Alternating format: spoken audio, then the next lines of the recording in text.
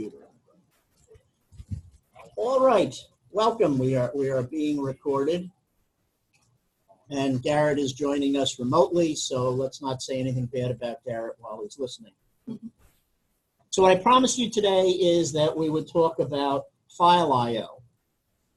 And the reason we're going to talk about it is if you want your program to be useful from one time to the next with respect to the data in the program, so far we're stuck, right?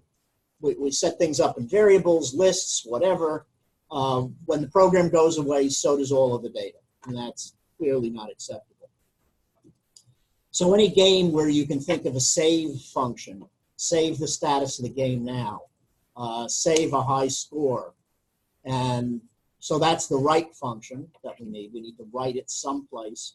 It might be to a disk file, it might be to a web thing or a cloud thing. And then when we come back, either with a button or automatically, we want to be able to restore the data from wherever it is that we store it out there. Not hard, it really isn't. And we're going to take the opportunity to use a couple of the things that we learned last time about how nice it is to put widgets into lists. And we're also going to learn a little more about string handling, because once you get started with file I/O, then you're going to get into string handling. We're going to do it the simple way. We're going to talk about text files. So what kind of a program creates a text file? Right, the most famous one is Notepad. Oh, Google Docs. Say what? Google Docs? Sure.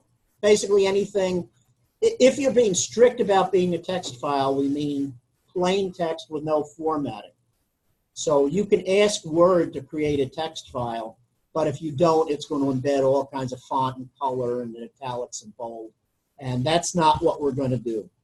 If we start embedding stuff like that into the file becomes a binary file, and it's not as easy to read it or write it. So if you take a docx and bring it up in Notepad, you'll see some stuff, but you're also going to see an awful lot of garbage that you can't read. So this is simple text files. We're also going to keep it simple, and we're going to keep the text file in the same directory as our program. That's going to help us a whole bunch. I think I can not minimize. Okay, fine. Have it your way. So let me show you a program. Now, let me make sure this is the one I wanted to show you. This took a little bit of typing, and I didn't want to redo that with you in class. So let me show you what we have, and then we'll talk about what we're going to add to it. So the idea of this program is that we're going to come up with an address list or a customer list or an invitation list or something like that. And we're going to create records. These are just text boxes. We're going to create records, and by records, a term you may have heard in your database class, yes, records. The records in database is the same as a row in a form like this. So each row is going to be a record, and each record is going to have 6 fields, and it's what you'd expect: first name, last name, street, city, state, and zip. I've chosen to build 12 rows on this form. And of course, we don't want to have to build it one element at a time, because that would take us forever. But the functions that we want to provide on here that I haven't put in so far, that's what we're going to do together, is a save function to save this out to a file, and we're going to fix the name of the file, load back from that file, and clear the form. Actually, I should have left the clear the form in there. That's pretty easy.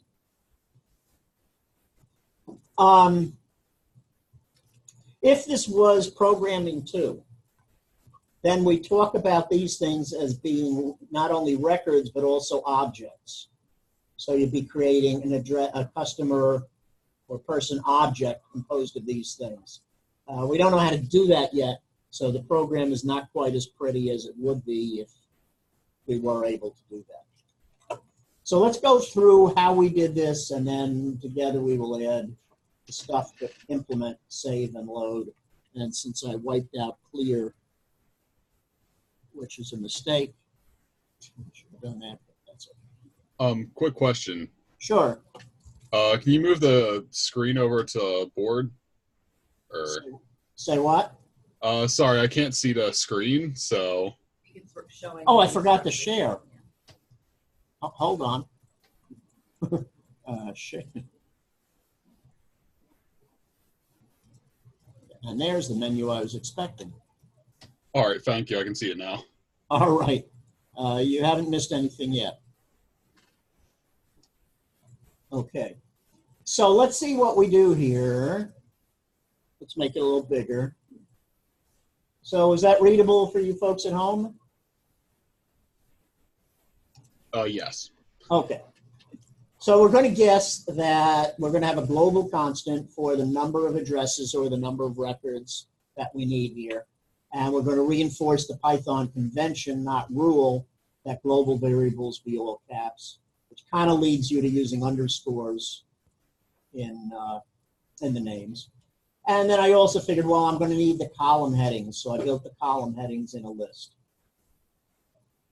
One of the things we did last time that's certainly worth noting, if our functions only are needed by our main function, there's some advantage of building them inside of the main function instead of building them separately. That gets us away from a lot of the problems of making real variable things or widgets global and setting them to none and remembering the global statement. So we will take advantage of that.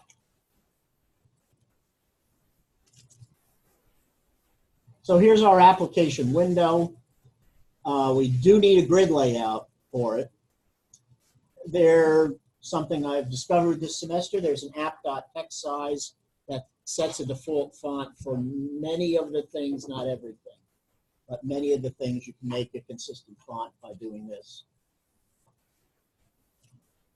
And I'm going to kind of follow along what I suggested last time, that there is there's a benefit to storing your widgets in a list. And the reason for that is that lists are one of the things that are iterable, not irritable, but iterable. So if we store these things in a list, that's going to make our life easy. It's a little upsetting that I have to have 6 of these. And that's where objects would come in handy. Or if not, I could have created a 2D array of a 2D list of these things, but that's for another day.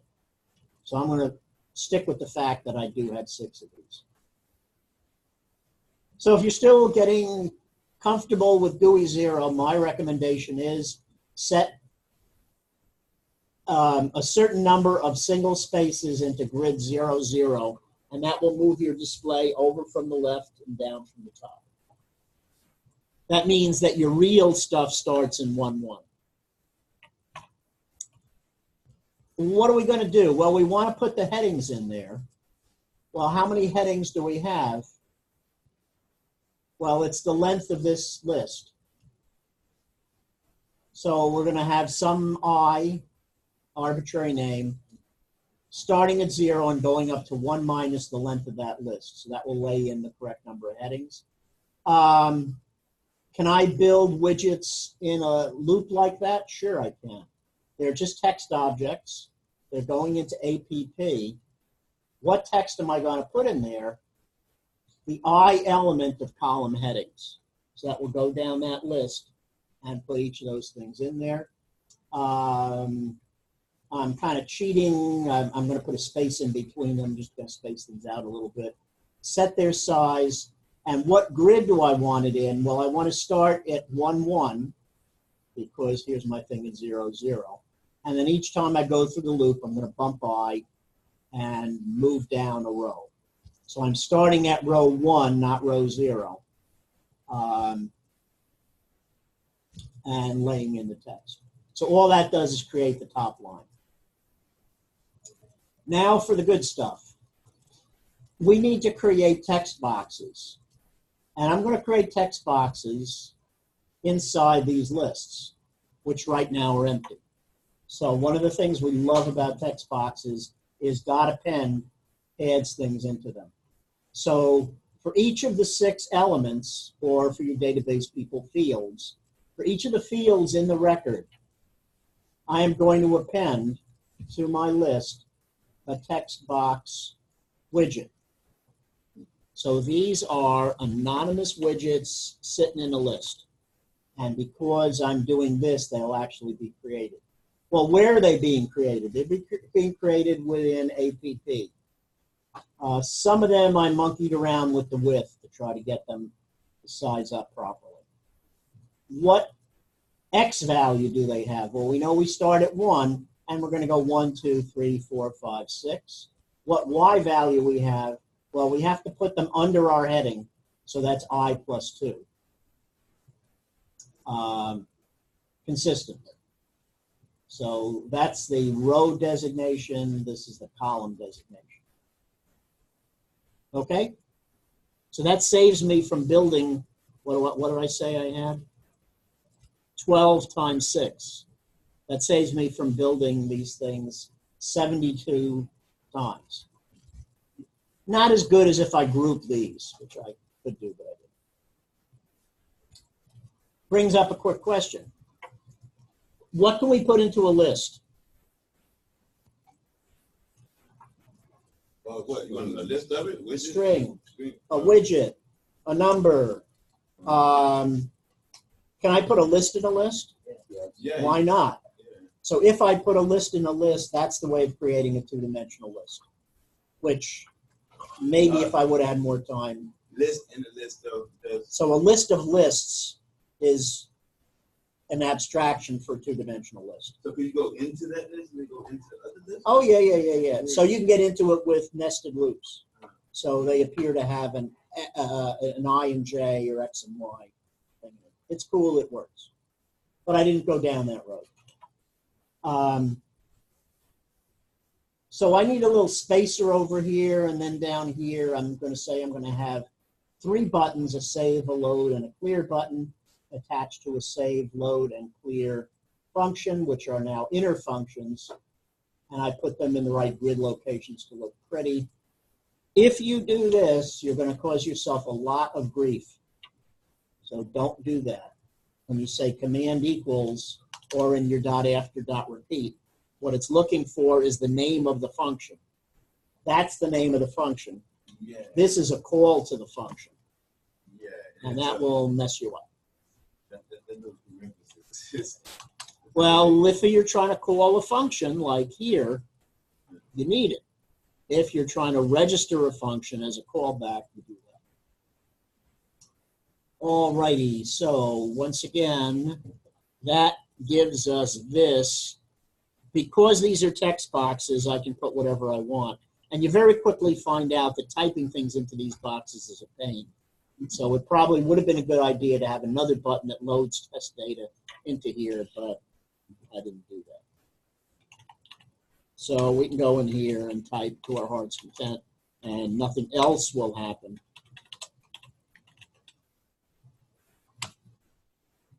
You also run out of names for cities and guess it's zip codes. 117. I can do this as many times as I want. I can push these buttons, and of course nothing's going to happen because we don't have anything hooked up to the buttons. Yeah, well that's, you know, I wanted to present this rather than typing it out. Now I'll bite the bullet and go back to typing. Now load would be the equivalent of loading something off of here or whatever. Well, save is going to save to a text file. Load is going to load things back from that text file. And clear is just going to clear the floor.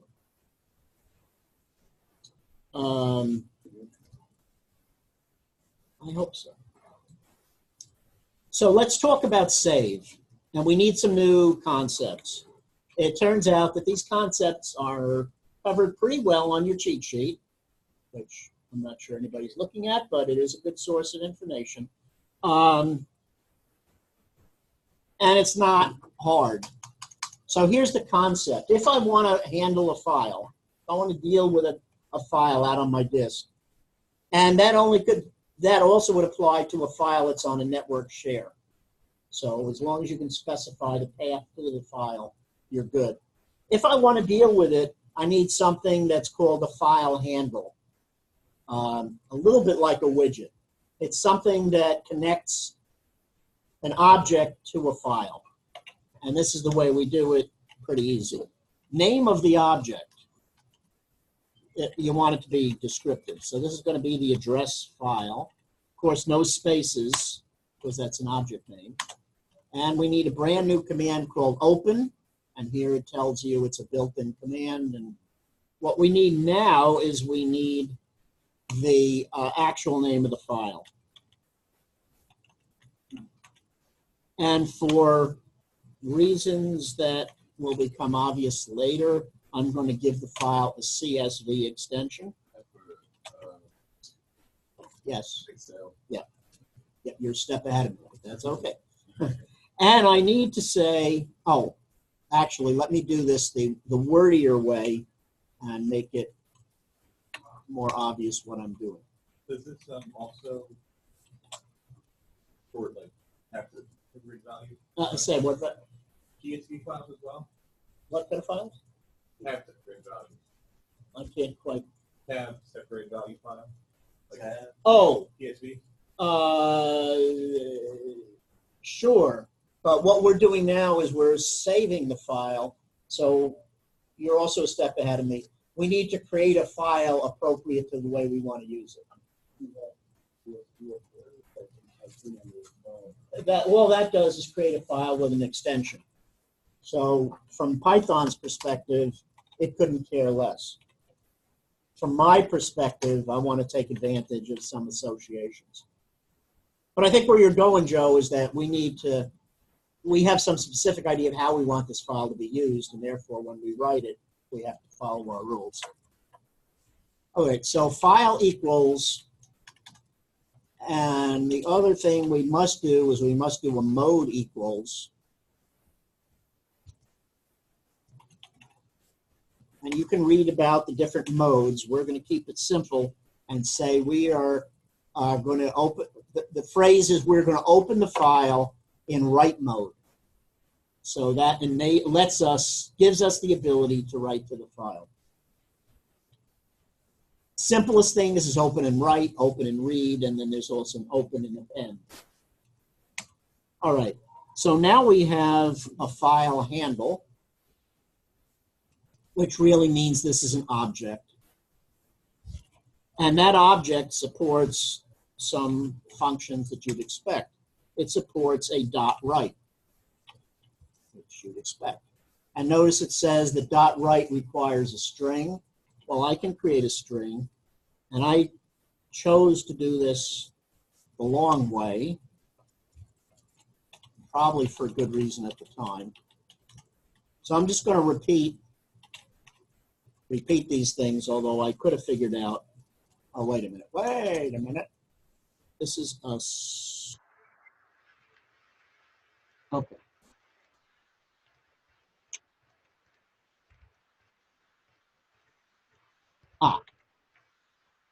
Forgot why I was doing what I was doing. Now remember, this is a string. This is not the headings. It's the string going into the file.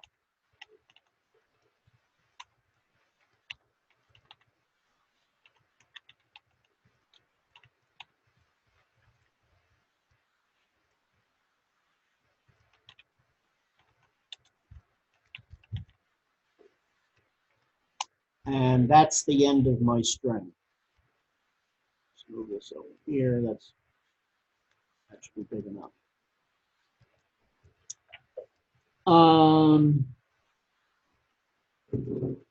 Okay, so what do we do? What do we do after we get done to writing the file? If we open the file at the beginning, what better we do at the end? Close it. And that happens to be a function that applies to those kind of objects. Well, what happens if you don't close it? And the answer is it depends. If you're going to come back and write again to the file and it's still open and you're opening it in W mode, you're probably going to get an error. The other problem that you might run across is that writing out to the disk file is frequently buffered in RAM, memory, and if you don't close it, you might lose the stuff that's in the buffer. So proper etiquette is you must close the file when you're done. So I believe we now have something that's executable, even if it doesn't do much. So let's do that. Let's do this. And keep your eyes over here for, see if anything happens when we hit save.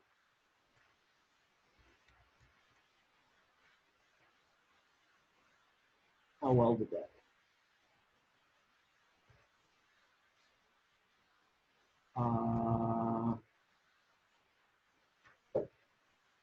The address. Oh, there. Duh. Okay, so here's a CSV file. Notice that it's got a funny icon in front of it that doesn't look like the other icons. So it recognizes there's something special about this file.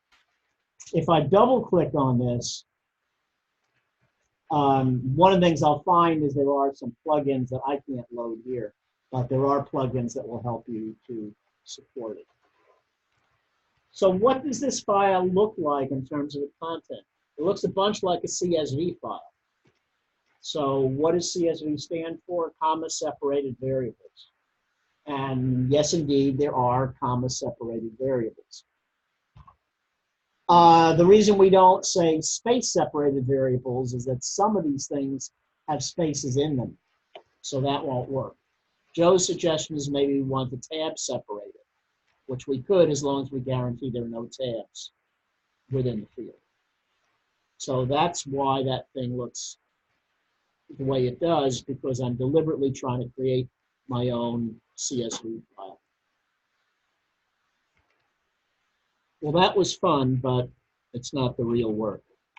The real work, on the other hand, is a little bit of work. So let's take a look at what we have. If we filled up the whole, well, we have filled this whole thing up. These things are now filled up with widgets. Whether or not the widgets have a value or not, we're not concerned about yet.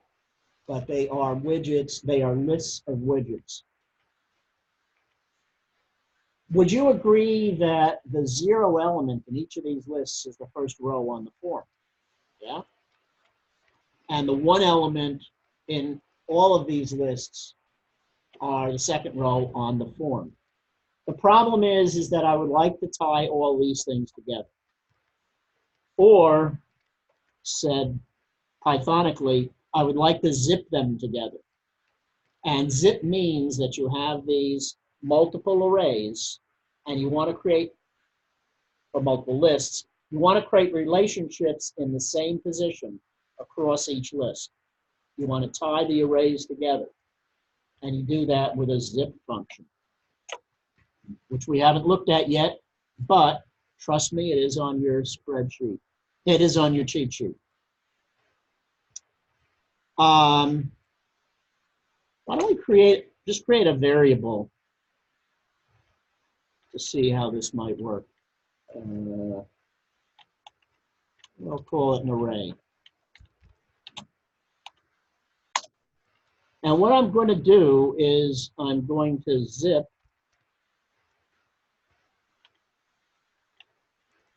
at least I think that's what I'm going to do. I'm going to zip together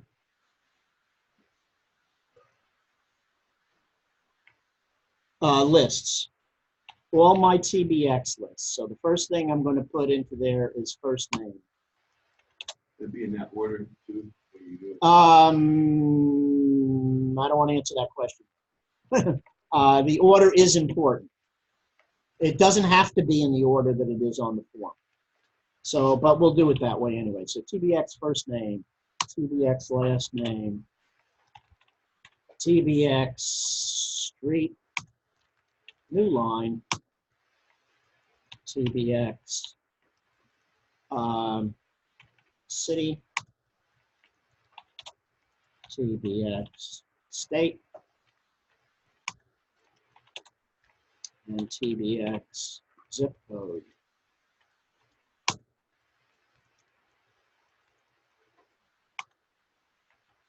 And what happens if I print that array? The answer is I'm not sure that I can get away with it. We'll find out. You need to check that box. Excuse me? Yeah, so you never check that box because it's not that little thing. Oh, no, because I'm not always comfortable using it. So if we save this, all right, well, that was not particularly informative. It says I found a zip object. So I guess what I would have to do, I would have to unzip it. But we got to make the value. Right? Well, I could do, no, this really needs to be a list. Let me try something and see if it gets me anywhere. This was kind of an intermediate step anyway, so if it fails, so be it.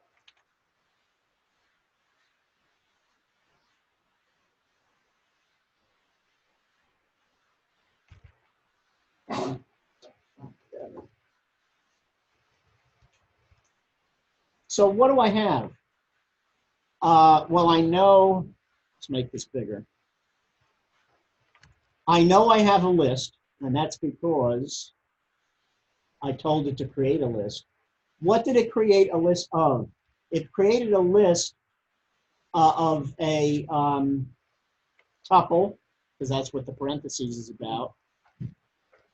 So you can treat the tuple as if it was a list. And it says, okay, what you have here is you have a text box object with no text in it.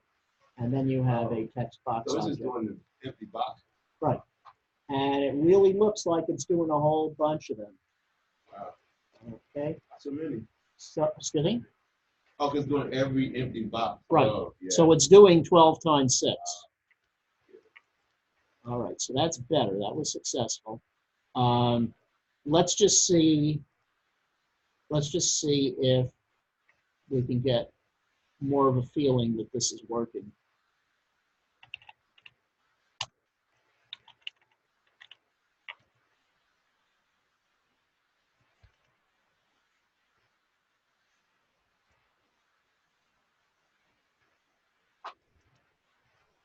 I did hit save, didn't I? I'm still not getting anything out of this, but that's okay. I'm going to stop beating around the whatever with this, because what I want to show you is what zip is doing, which is creating these lists. It turns out that those lists can work really well if we put them into a loop. So let's get rid of everything we don't need. That's what we want to zip, but we want a loop.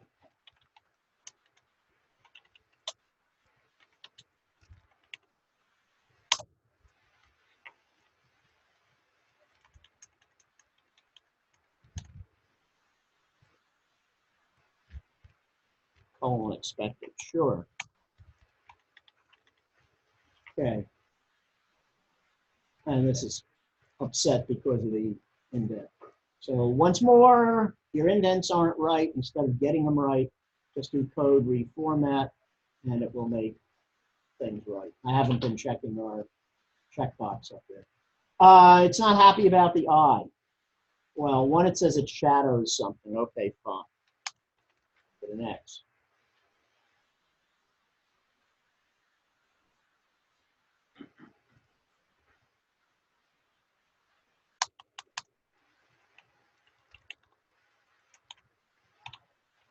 See if we can find out what X is.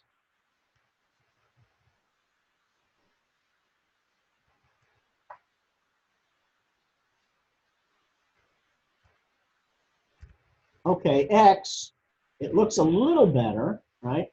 So X is this, now we have multiple tuples. We hopefully have 12 of them spread out this way. Right.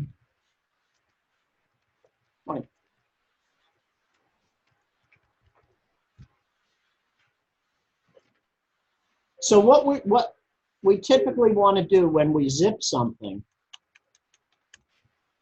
is we want to unzip it to be able to use the individual elements. So remember that this X is just a name. It could be whatever we want. Well, it could also be a list of names of whatever we want. And let's make these names into something that we want. So I'm going to create some new variables called first name, last name, street, city,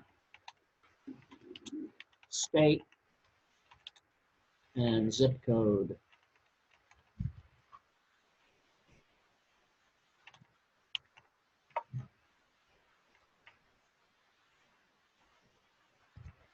So because we've zipped things up and because we're iterating, that means each time through this loop, the widget is going to be stored here. So listen up carefully. It's the widget that's going to be stored there, not the value of the widget. We want the value in short order. We will get the value.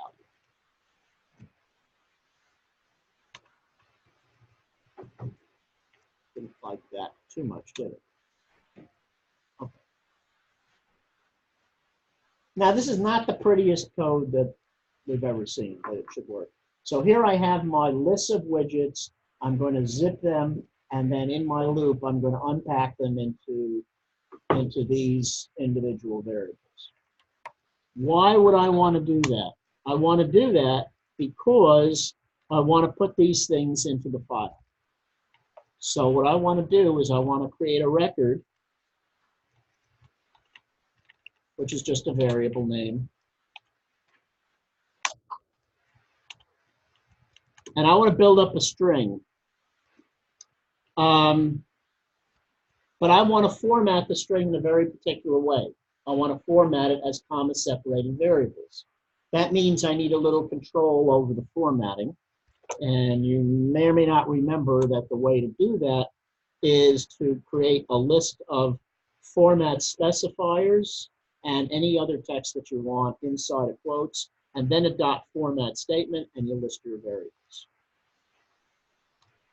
So here's my first variable, and literally a comma, my second variable, my third variable, fourth, fifth, and my sixth. So that's the end of my string, and now I need dot format, and in dot format, I'm going to list the values that I want in there. Well, what values do I want in there? The first name widget dot value. That's what I want to plug in when I build the record. Okay, and then we just keep going. Last name widget dot value.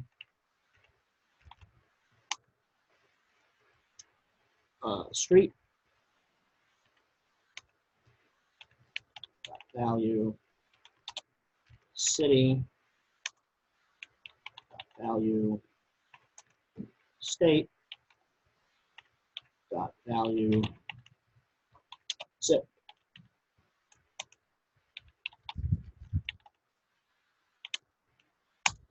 Now that I have a record, I guess I'm going to print it just so I can see what I have. And I'm also going to do on my file object a dot write of the record.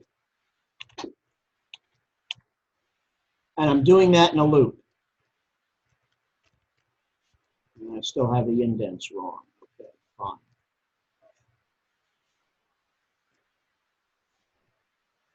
And I got a green check mark. Yay.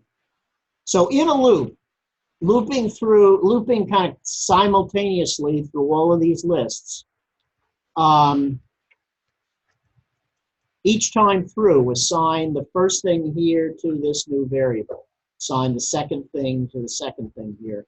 And after you have all of that stuff, then build up a record, this is nothing other than a string, of those things in there, comma separated. So let's see if we've done any good.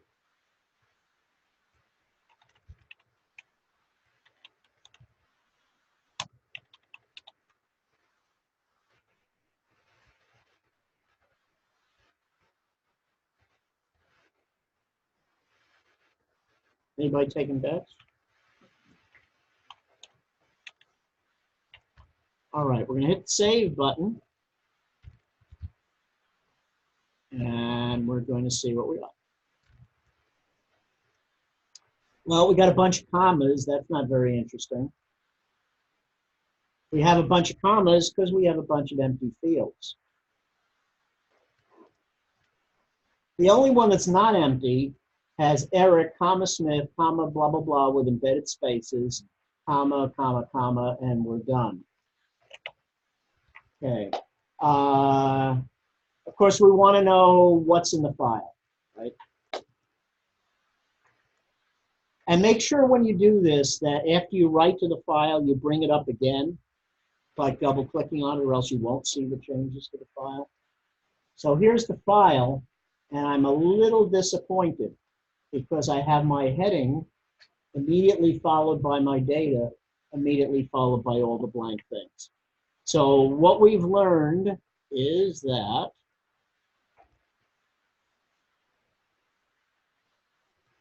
new line characters in files don't come for free. If you don't put it in there, then everything's going to get stuffed into the same line. And that's okay if you have a way of dealing with it. But if you don't want to deal with it that way, then make sure that there explicitly is a new line character where you want. So here is a new line character over here. And here is, after the record, we're going to concatenate a new line character.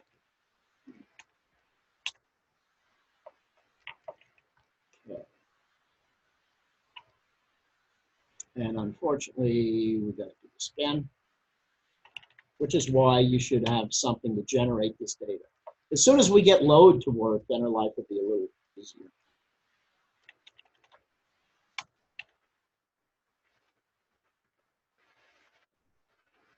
But it gives you a chance to relax. And a chance to hit the save button. Notice down here, well, okay, down here I actually didn't print my headings, but that's okay. Let's go back to our CSV file. Yay. So here in the CSV file, we see something that looks reasonable. Each of these things is on a separate line. So now we have rows in our form representing lines in our text file. And we have implemented this as a CSV. And we really believe that if we filled in the extra lines, then that would be a good thing. They would appear here. And I believe if I counted these, I'd count 12. I would, because here's number 1, and this goes to 13. Okay. All right. In this file, what good is going to come of all of these commas on blank rows? Any good? Yeah. How do you ever want to actually put it in Excel? Well, I do, but do I really want those blank things in Excel? Probably not. It would probably be better if this line had the correct number of lines in the file. So that's a little ugly, but certainly doable. And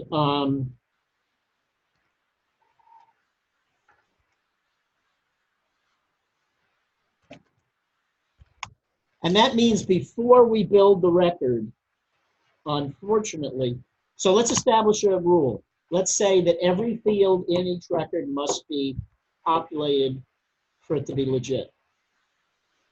So I'm going to say if, and this gets to be pretty tedious, but we'll do it. First name dot value. If it is true, well, what does it mean for the value to be true?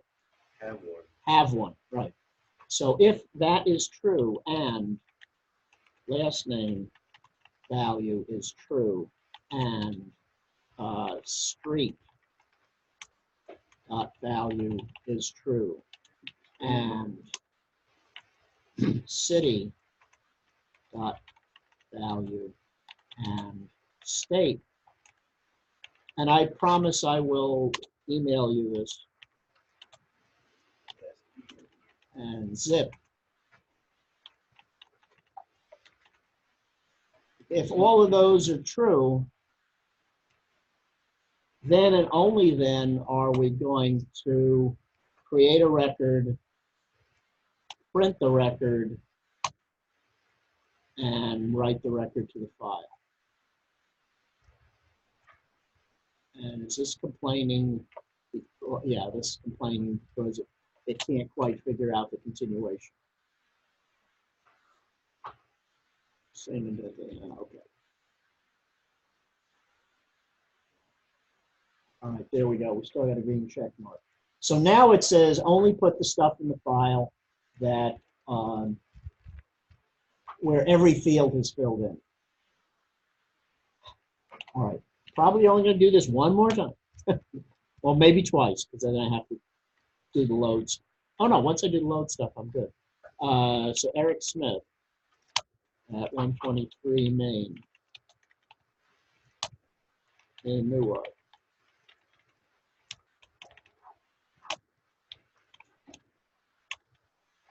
Of course, that's the advantage of saving it out. Once I save it out, I can always bring this back as test data.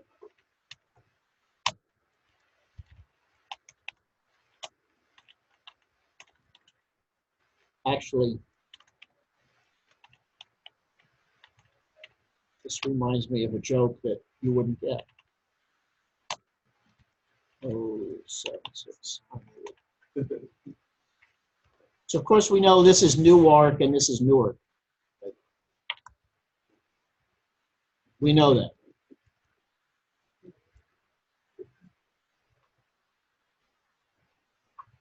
So now I've got two lines. Everything looks okay here. How does the file looking? File is looking good. So I guess it's time to the so-called put your money where your mouth is. What other spaces?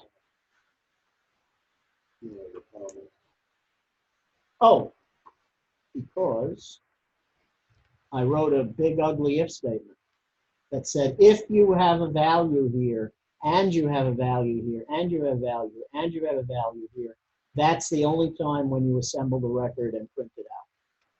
So I kept my output file from being cluttered with stuff that I don't think I need. So let's be brave. Let's take this and copy it and put it on our desktop.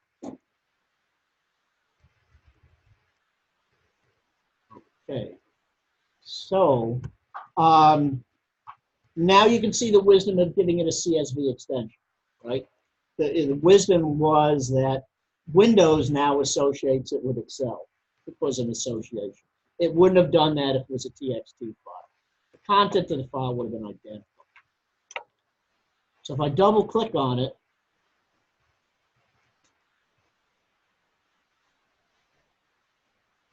well, that's interesting. I was expecting a prompt, but okay, so I didn't get a prompt.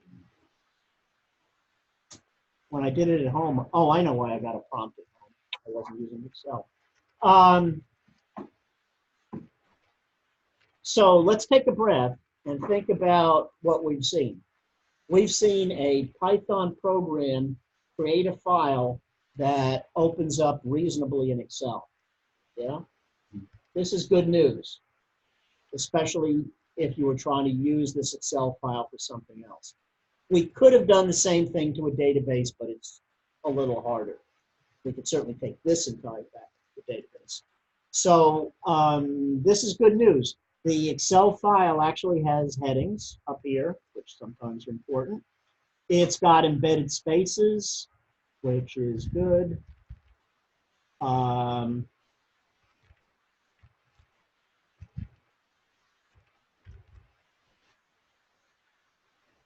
That's interesting. So I did this at home in LibreOffice, and LibreOffice actually embedded the \n into this field, which this didn't do. Yeah. What would happen if you were writing code and ran out of space? That's a guizero question. The answer is that guizero will just let you keep going. Yeah, it'll scroll it for you. So I can go back here and do. Yeah. So there's some other things that we could do here. We now know if all of these aren't filled. And that could be an else clause that says else, pop an error, saying that, well, it's not that easy because these aren't errors. This would be. We'll leave that one alone. Okay. So let's take a look at this again, and then it's time for a break. So here's our save function. And it works reasonably well. It's an inner function inside of main. It creates a file handle. Of course, a few comments might have helped here. It creates a file handle, opening the file for writing. It just writes the header in there, remembering to do the \n. It then takes a zip of all of my TBX files, stores them into a bunch of local names within the loop. It then asks if all the values are present, and only if they are all present, we assemble them as a formatted string, literally put the commas between the fields, and then create a list here of variables that go into each pair here. That's it. So any questions about what we've done here? All right. So what we're going to do, I believe, is